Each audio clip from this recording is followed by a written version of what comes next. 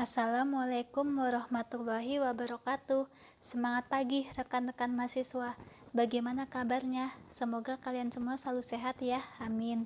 Oke, kita lanjut lagi ke materi pertemuan ke-9, akuntansi keuangan menengah 2, mengenai pengakuan pendapatan dengan metode persentase penyelesaian. Jadi setelah mempelajari ini diharapkan dapat menjelaskan dan memahami akuntansi pengakuan, pengukuran, pelaporan, dan pengungkapan pendapatan untuk kontrak konstruksi jangka panjang.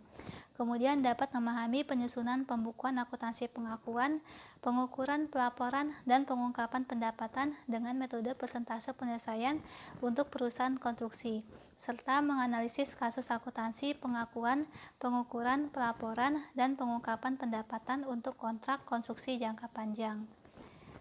Jadi, prinsip pengakuan pendapatan meliputi yang pertama, pendapatan direalisasi apabila barang dan jasa ditukar dengan kas atau klaim atau piutang.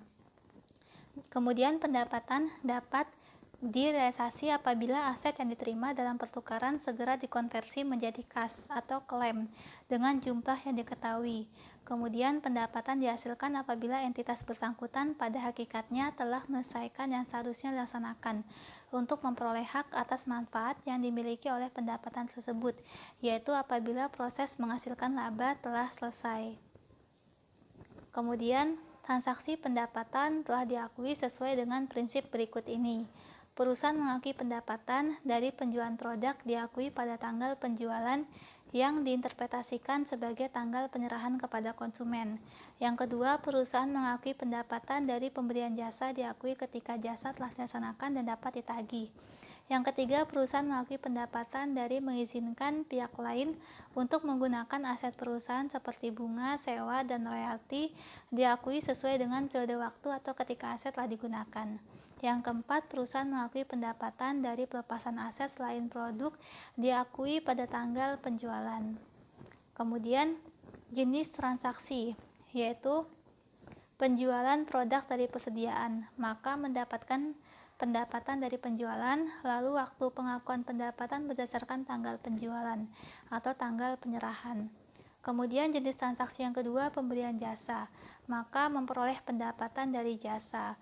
Kemudian waktu pengakuan pendapatan yaitu jasa telah dilaksanakan dan dapat ditagih. Kemudian jenis transaksi yang ketiga, mengizinkan penggunaan aset. Kemudian pendapatan dari bunga, sewa, dan royalti. Kemudian waktu pengakuan pendapatan yaitu dengan periode waktu atau ketika aset digunakan.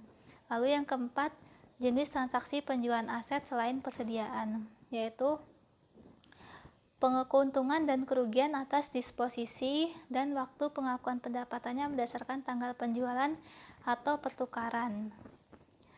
Transaksi penjualan meliputi berikut ini, yaitu pengakuan pendapatan pada saat penjualan atau penyerahan, kemudian pengakuan pendapatan sebelum penyerahan, kemudian pengakuan pendapatan setelah penyerahan, dan pengakuan pendapatan untuk transaksi penjualan khusus yaitu waralaba dan konsinyasi. Kemudian pengakuan pendapatan pada saat penjualan atau penyerahan, yaitu pendapatan harus diukur pada nilai wajar dari penerimaan kas atau penerimaan klaim atau piutang. Kemudian pengakuan pendapatan direalisasi dan dihasilkan ketika terpenuhi pada saat barang telah diserahkan dan jasa telah diberikan kepada konsumen. Kemudian pengakuan pendapatan sebelum penyerahan, yaitu digunakan karena sebagian besar ketidakpastian mengenai proses menghasilkan laba dan harga pertukaran telah diketahui, tetapi dalam kondisi tertentu pendapatan diakui sebelum penyelesaian dan penyerahan. Contohnya akuntansi kontrak konstruksi jangka panjang. Kemudian terdapat 3 metode akuntansi untuk kontrak konstruksi jangka panjang yang diakui oleh profesi akuntansi untuk mengakui pendapatan sebelum penyerahan, yaitu yang pertama metode persentase penyelesaian, yaitu pendapatan dan laba kotor diakui setiap periode berdasarkan kemajuan proses konstruksi, yaitu persentase penyelesaian kontrak jangka panjang. Biaya konstruksi ditambah laba kotor yang dihasilkan sampai hari ini diakumulasi dalam sebuah akun persediaan atau konstruksi dalam proses, dan termin diakumulasi dalam akun kontra persediaan atau tagihan atas konstruksi dalam proses. Yang kedua, metode kontrak selesai. Pendapatan dan laba kotor hanya diakui pada saat penjualan, yaitu pada saat kontrak diselesaikan. Biaya konstruksi diakumulasi dalam akun persediaan atau konstruksi dalam proses dan termin diakumulasi dalam akun kontra persediaan atau tagihan atas konstruksi dalam proses. Yang ketiga, metode dasar penyelesaian produksi. Pendapatan diakui pada saat produksi telah selesai meskipun belum ada penjualan yang dilaksanakan. Contohnya adalah logam mulia dan produk pertanian. Menurut dasar penyelesaian produksi bahwa pendapatan diakui pada saat logam ditambang dan produk pertanian dipanen karena harga jualnya dapat dipastikan dengan tepat. Setiap unit dapat dipertukarkan dan tidak dibutuhkan biaya yang signifikan untuk mendistribusikan produk tersebut. Kemudian, metode persentase penyelesaian harus digunakan perusahaan apabila estimasi kemajuan ke arah penyelesaian pendapatan dan biaya secara tepat dapat dipercaya dan semua syarat berikut ini terpenuhi. Yang pertama, kontraknya harus jelas. Kontraknya harus secara jelas menetapkan hak pemberlakuan mengenai barang dan jasa yang diberikan dan diterima oleh pihak yang berhubungan dalam kontrak, imbalan yang dipertukarkan, cara dan syarat penyelesaian. Yang kedua, pembeli dapat diharapkan untuk memenuhi semua liabilitas dalam kontrak. Yang ketiga, kontraktor dapat diharapkan untuk melaksanakan liabilitas kontraktual tersebut. Kemudian metode kontrak selesai harus digunakan perusahaan hanya jika entitas memiliki kontrak jangka panjang dan jika syarat untuk menggunakan metode persentase penyelesaian tidak dapat dipenuhi. Kemudian ikhtisar daftar pengakuan pendapatan, yaitu metode dasar pengakuan pendapatan. Yang pertama, metode persentase penyelesaian. Kriteria penggunaan yaitu konstruksi properti jangka panjang, estimasi yang dapat diandalkan mengenai tingkat kemajuan dan biaya penyelesaian, kepastian yang tepat mengenai kolektibilitas harga kontrak, dan harapan bahwa kontraktor dan pembeli dapat memenuhi liabilitas. Yang kedua, metode kontrak selesai, yaitu digunakan pada kontrak jangka pendek dan metode persentase penyelesaian tidak dapat digunakan untuk kontrak jangka panjang.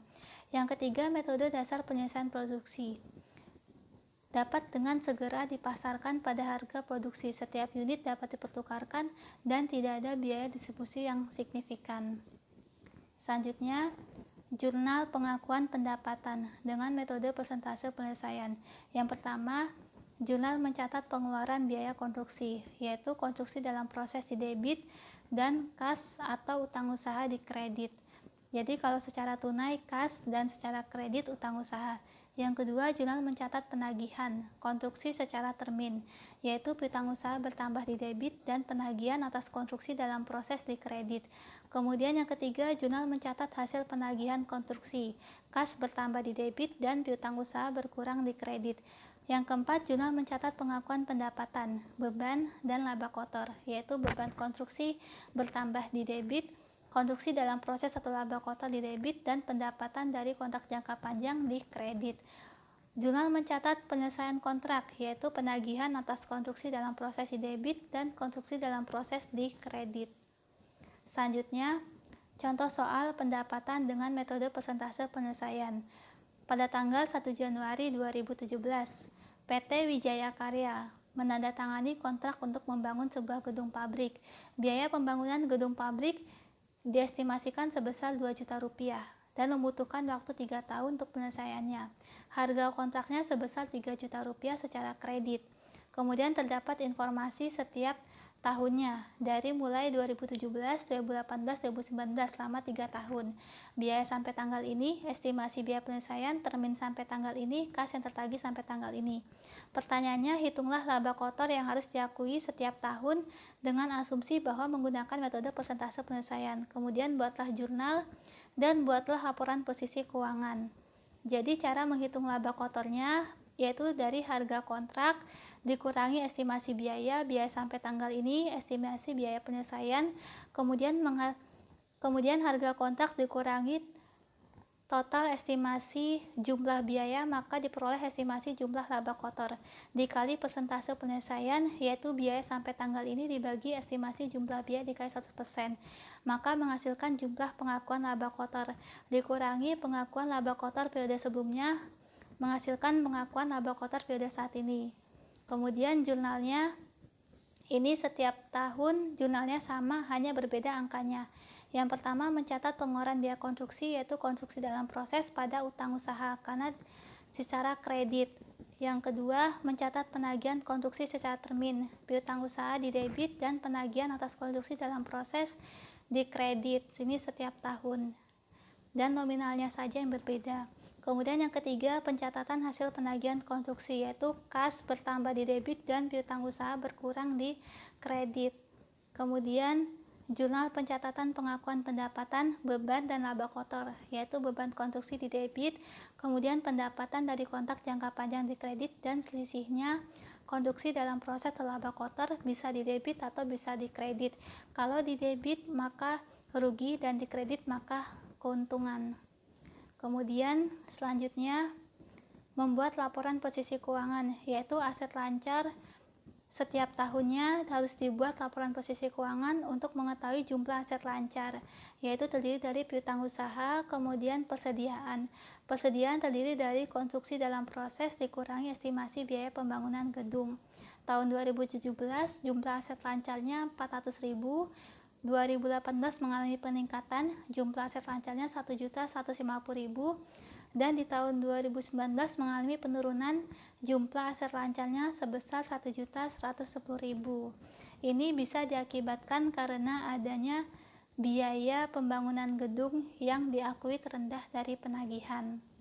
Selanjutnya, agar kalian lebih memahami lagi mengenai metode pengakuan pendapatan dengan metode persentase penyelesaian, kalian dapat mengerjakan tugas ini. Apabila ada pertanyaan yang ingin disampaikan di forum diskusi, bisa ditanyakan di forum diskusi. Sekian presentasi dari saya di pertemuan ke-9 ini. Terima kasih banyak atas kerjasamanya. Wassalamualaikum warahmatullahi wabarakatuh.